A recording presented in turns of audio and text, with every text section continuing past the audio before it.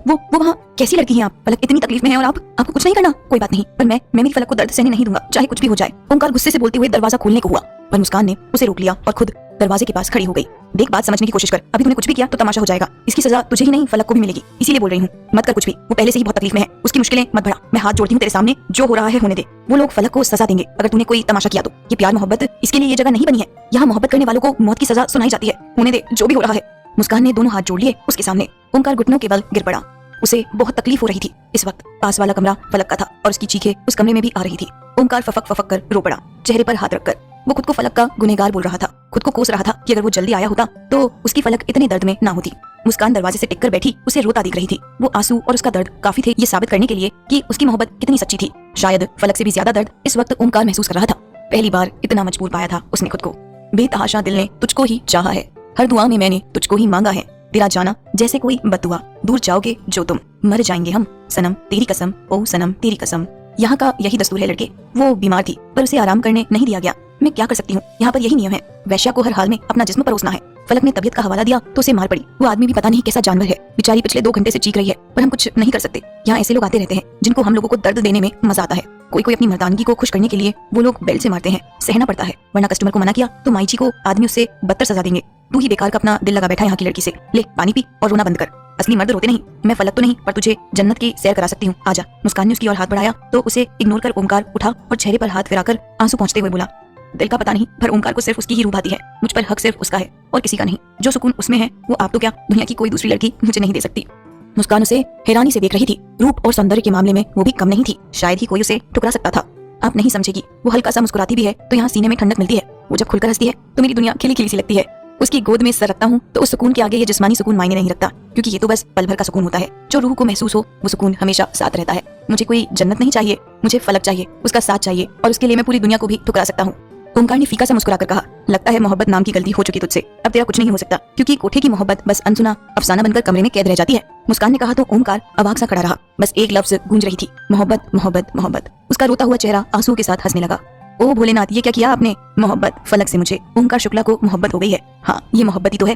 उसको कोई और छुए तो मेरा दिल बहुत जलता है, मुझे बहुत दर्द होता है, अभी भी हो रहा है बहुत ज्यादा। उसका दर्द मुझे बहुत तड़पाता है। मुझे फलक से मोहब्बत हो गई है, पर क्या फायदा? क्या फायदा ऐसी मोहब्बत का जब मैं उसके लिए कुछ कर ही नहीं सकता। वो वहाँ तड़प रही है और मैं कुछ नहीं कर सकता। नहीं, मैं फलक को यूं तड़पता छोड़ नहीं सकता। मुझे कुछ करना होगा, कुछ तो करना ही होगा। ओंकार दरवाजा खोल बाहर निकल गया। रंग बिरंगी रोशनी, छोटे छोटे भद्दे कोड़े पहने घूमती लड़कियां, शोर शराबा, शराब की गंध, इस सबसे वो जगह भरी पड़ी थी। जिस जगह लड़कियों की बुकिंग होती है वहाँ जाकर ओंकार ने फलक को आने वाले 20 रातों के लिए बुक कर लिया, ताकि कोई और फलक को नोचकर अपनी भूख ना मिटा सके। पहले तो वो लोग नहीं माने। सूर्या का कहना था कि आज फलक की अब कोई बुकिंग नहीं होगी, लेकिन ओंकार ने एक्स्ट्रा पैसे दिए तो वो लोग मान गए। आज ही ओंकार को सैलरी मिली थी, उसने 80% यहाँ लगा दिया। मुस्कान ने सही कहा था कि अगर वो कुछ भी ऐसा करता है जो वहाँ के नियमों के विरुद्ध हुआ तो सजा फलक को मिलेगी। इससे उसकी मुश्किल कम होने की बजाय बढ़ जाएगी। ओंकार वहाँ एक तरफ बैठ गया। अपने सीने की आग शांत करने के लिए उसने दारू की एक बोतल मांग ली और एक सांस में खाली कर दी। वो आदमी फलक के कमरे से शर्ट के बटन्स बंद करते हुए निकला और बुकिंग काउंटर पर आकर पैसे जमा कराते हुए बोला, यार सूर्या, मजा आ गया। कसम से ऐसी आइटम रोज मिले तो दिल खुश हो जाए। हाँ, वो तो पता चला, चीखने का आवाज बाहर तक आ रहा था। तुमको कितना बार बोले हैं ऐसे मारा नहीं कर, निकाल 1000 ऊपर से। क्या तुम भी ये ले, इस आइटम के लिए तो मैं अपनी पूरी कमाई ही लुटा दूं। उस आदमी ने 1000 सूर्या को पकड़ाए और निकल गया। ओंकार की आंखें गुस्से से लाल हो गई थी। नशा हल्का हल्का चढ़ गया था। वो मुट्ठियां पीछे बाहर निकल गया। वो आदमी अपने बाइक पर बैठे आगे बढ़ गया। ओंकार बाइक से उसका पीछा करने लगा। इस वक्त उसके चेहरे पर बस गुस्सा था। माथे की नसें फूली हुई थी, तमतमाया लाल चेहरा और भीचा जबड़ा।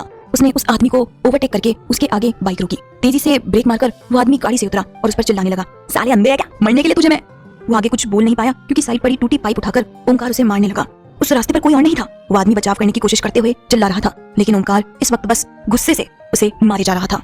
वो भी इंसान है, उसे भी दर्द होता है। वो भी ऐसे ही चीख रही थी, बहुत बहुत गलत किया तूने। फलक को दर्द नहीं देना था, बहुत बहुत गलत किया तूने। उसने गुस्से से मार मार कर बेहोश कर दिया और पाइप फेंककर दोबारा बाइक स्टार्ट कर वहां से निकल गया। उसने मेडिकल शॉप से कुछ दवाइयां ली और पॉकेट में छुपाकर कोठे पर चला गया। क्योंकि बुकिंग उसकी थी तो वो सीधा फलक के कमरे में गया। दरवाजा लगाकर उसने फलक को देखा तो बहुत तेज टीस महसूस हुई। नशा तेरा दिल को लगा, देना नहीं मुझको दगा। मैं तेरी आदत का मारा है, क्या मेरी खता? तेरे बिन नामुमकिन अपना गुजारा है, हर दुआ में मैंने तुझको ही मांगा है। तेरा जाना जैसे कोई बद्दुआ, दूर जाओगे जो तुम, मर जाएंगे हम सनम तेरी कसम, ओ सनम तेरी कसम, ओ सनम तेरी कसम। जारी है, तेरे हर दर्द को मेरा जख्म बन जाने दे। यकीन कर मुझ पे, मुझे तेरा मरहम बन जाने दे। फलक उठने की हालत में भी नहीं थी। उसे खुद का थोड़ा भी होश नहीं था। निर्वस्त्र सी खुद को चादर से ढके वो अधबेहोशी की हालत में पड़ी थी। होठ में पास खून था और चेहरे पर और भी बहुत निशान थे उंगलियों के। ओंकार को पहली बार इतनी तकलीफ महसूस हुई। जब आप किसी से मोहब्बत करते हो और वो मोहब्बत जिस्म को पीछे छोड़ रूह से हुई हो तो एक के दर्द पर दूसरे की आंख भर आती है। ओंकार ने भी तो फलक से मोहब्बत की है, रूहानी इश्क है। उसे फिर कैसे अपनी फलक यूं देखकर उसका दिल ना रोता। चेहरे पर हाथ फिराते हुए उसने आंसू पोंछे और फलक का गाल थपथपाकर उसे उठाने की कोशिश की। फलक ने बमुश्किल से आंखें खोली तो धुंधला धुंधला सा उसे ओंकार का चेहरा नजर आता। वो दर्द में ही हल्का सा मुस्कुराई। साहिब। हाँ, मैं हूँ फलक। ओंकार देखो मुझे, मैं यही हूँ तुम्हारे पास। ओंकार ने उसका हाथ पकड़कर हथेली को कई मर्तबा चूमते हुए कहा। फलक ने उठने की कोशिश की मगर उसमें उतनी ताकत बची नहीं थी। आप क्यों आए? आपको नहीं आना चाहिए था। हम जानते हैं आपको हमारी तकलीफ से फर्क पड़ता है। आप जाइए। चुप रहो तुम, बिल्कुल चुप, वरना मैं रो दूंगा। मुझे जाना ही नहीं चाहिए था। माफ कर दो मुझे, मैं वक्त पर नहीं आ पाया। सॉरी फलक, सॉरी। आप कहा ना चुप। ओंकार ने उसके होठ पर उंगली रख दी। उसने चादर से लिपटी फलक को गोद में उठाया और बाथरूम की ओर भर गया। अंदर रखे पटिया पर उसे बिठाकर वो फलक को नहला रहा था ताकि फलक अपने होश में वापस लौटे। उसने जब फलक पे सर पर पानी डाला तो फलक चेहरा झुकाए रो पड़ी। ओंकार ने उसे तो रोका नहीं पर खुद को रोने से रोक लिया।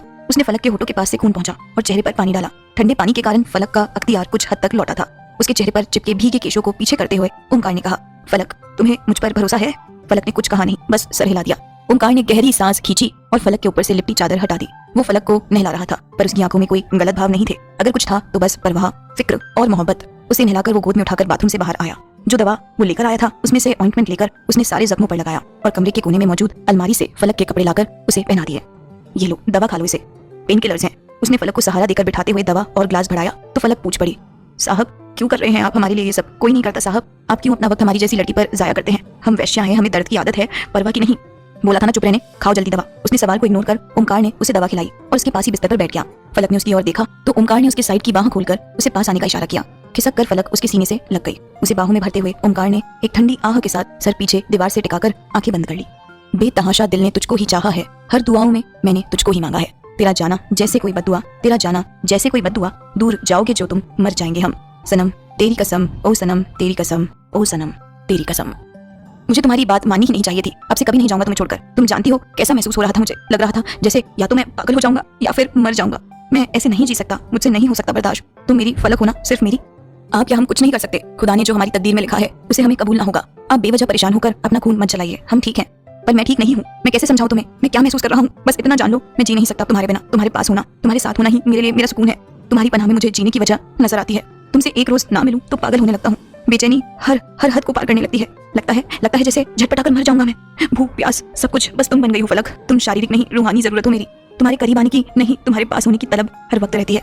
ओंकार बेचैनी सा बोल रहा था, बस ये नहीं कह पाया कि फलक मुझे मोहब्बत हो गई है तुमसे। उसकी बेचैनी धड़कन जो बहुत तेज दौड़ रही थी वो फलक की मौजूदगी से सामान्य हो गई थी। ओंकार ने उसे देखते हुए कहा, तुमने याद किया इन 2 दिनों में मुझे? फलक आंखें बंद किए हुए बोली, पर मुझे हिचकी तो नहीं आई। ये सब फिजूल की बातें हैं। हमारी अम्मा कहती थी कोई आपको याद करे तो आपको वो शख्स ख्यालों में नजर आने लगता है। आप बताइए, आपको हम नजर आए? वो तो हर वक्त नजर आती हो, इसका मतलब हर वक्त मुझे याद करती हो। हम क्यों हर वक्त आपको याद करने लगे? हाँ बोलो, झूठ मैं जानता हूँ। मैं ना रहूं तब भी मेरा एहसास हमेशा तुम्हें मेरी याद दिलाएगा। आप ना रहे मतलब? क्या आप कहीं जा रहे हैं? फलक ने तुरंत पूछा। उसकी आंखें डबडबा गई थी। ओंकार अंगूठे से आंसू पहुंचते हुए उसकी आंखों को चूमकर बोला, बुद्धू मैंने तो बस यूं ही कहा था, तुम्हारे बिना तो पागल ही हो जाना है मुझे। तुम पागलपन बनकर दिलो दिमाग पर सवार हो मेरे। अच्छा अब सो जाओ, आज मैं तुम्हें सुलाऊंगा। चलो लेट जाओ। ओंकार ने लेटते हुए उसे भी लिटा दिया। उसका सर अपने सीने पर रखकर वो फलक के बालों में उंगली चलाते हुए उसे थपकी देने लगा। फलक शारीरिक कमजोर थी और थकान के कारण जल्द ही सो चुकी थी। ओंकार ने उसे देखा, हल्के से उठकर उसका माथा चूम लिया और बुदबुदाया, आई लव यू फलक, बहुत बहुत ज्यादा। अब तक उलझा था इन एहसासों में, इन्हें कोई नाम नहीं दे पा रहा था। आज समझ आया कि ये तो मोहब्बत का पवित्र एहसास है। जब पहली बार तुमसे मिला था मैंने सोचा नहीं था कि एक रोज तुमसे इस कदर मोहब्बत हो जाएगी। रूह को जाने किसे कहते हैं, ये तुमसे मोहब्बत करके जाना है। और ये मेरा वादा है फलक, तुमसे और अपनी मोहब्बत से, कि मरते दम तक तुमसे मोहब्बत करूंगा और मरकर भी इस मोहब्बत को निभाऊंगा। सब झूठ कहते हैं कि इन बदनाम गलियों में सच्ची मोहब्बत नहीं पनपती। मुझे हुई है तुमसे, तुम्हारी इस पवित्र रूह से, तुम्हारी सूरत से, सीरत से, तुम्हारी हर अदा से, फिर चाहे वो मुस्कान हो या नजरें झुकाकर शर्माना। मुझे और कुछ की ख्वाहिश नहीं फलक, बस हमेशा यूं ही तुम्हारी पनाह में रहना चाहता हूँ। मुझे तुमसे बेइंतहा मोहब्बत हो गई है फलक बेगम। हमारी मोहब्बत ने अपना अफसाना बुन लिया है। नशा तेरा दिल को लगा, देना नहीं मुझको दगा। मैं तेरी आदत का मारा है क्या मेरी खता, तेरे बिन नामुमकिन अपना गुजारा है। हर दुआओं में मैंने तुझको ही मांगा है। तेरा जाना जैसे कोई बद्दुआ, दूर जाओगे जो तुम मर जाएंगे हम। सनम तेरी कसम, ओ सनम तेरी कसम, ओ सनम तेरी कसम। जारी है, बहाने मौत के तो तमाम नजर आते हैं, जीने की वजह